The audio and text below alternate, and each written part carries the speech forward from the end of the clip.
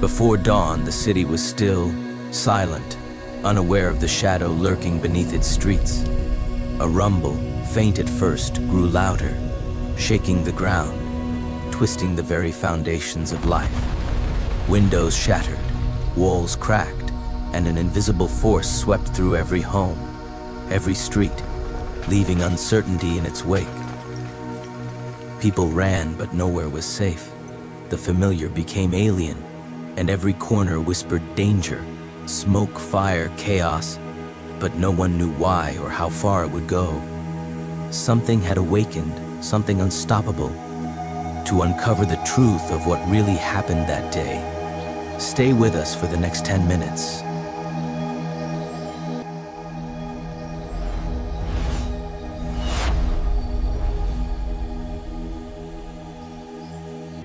In the early hours of April 18th, 1906, at exactly 5:12 a.m. Pacific Standard Time, the ground beneath San Francisco, California convulsed with sudden violence.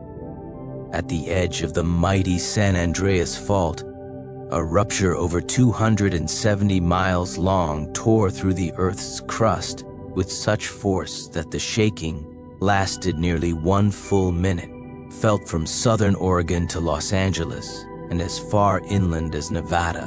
What nobody knew at that moment was that this quake would become one of the most catastrophic urban disasters in American history. The earthquake struck a city bustling in the dawn light. Homes, markets, schools, colleges, and factories were just beginning their day.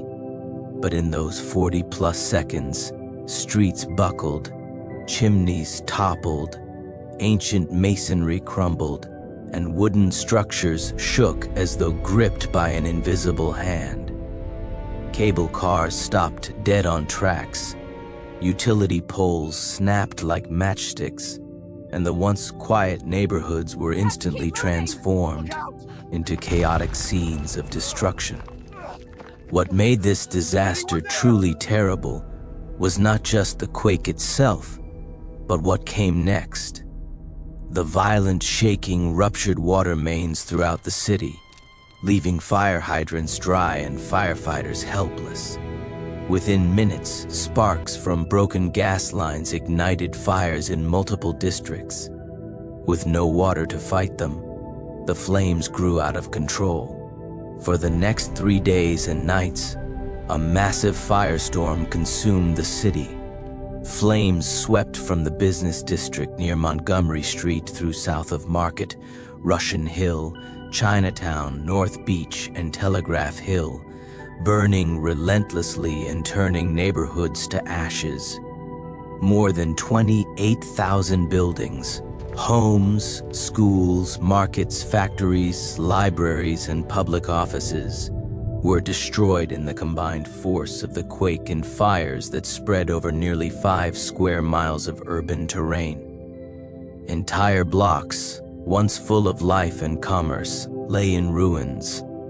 Markets that had supplied the West Coast with goods were incinerated. The Grand Palace Hotel, once visited by royalty and celebrities, became another victim of the inferno. Official estimates at the time reported hundreds of deaths, but later research showed the toll was far worse. The total number of lives lost in San Francisco and surrounding towns such as Santa Rosa and San Jose now sits at more than 3,000, making this event the deadliest earthquake in U.S. history. The human cost was staggering.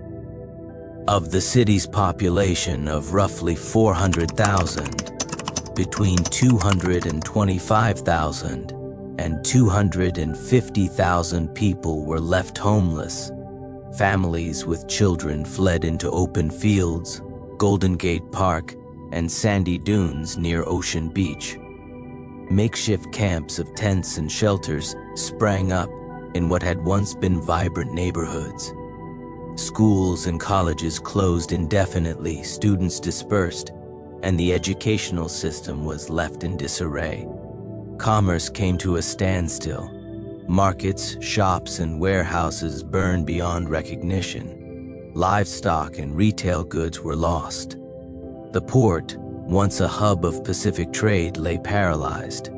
Property damage from both the quake and the fires was estimated at over $400 million in 1906 dollars, an amount equivalent to tens of billions in today's economy.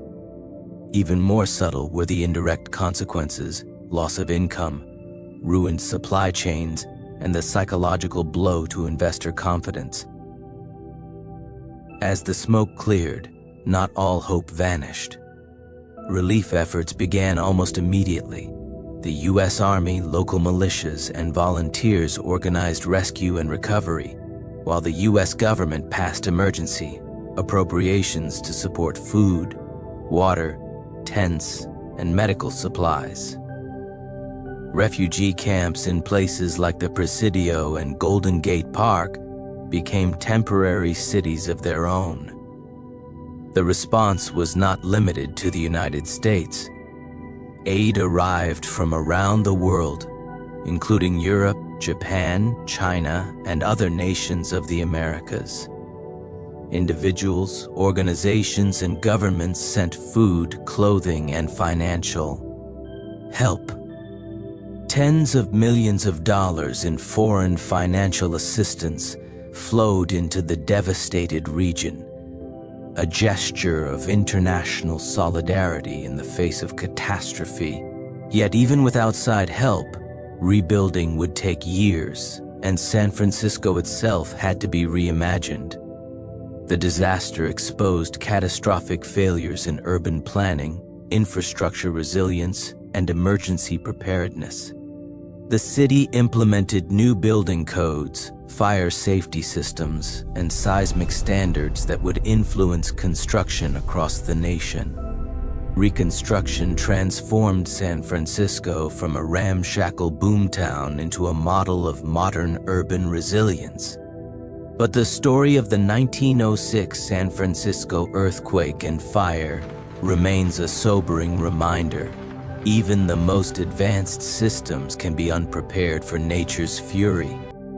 The legacy of that April morning continues to shape civil engineering, disaster response, and seismic science to this day, not only in the United States, but around the world. The disaster ended, but the story and its warning remains.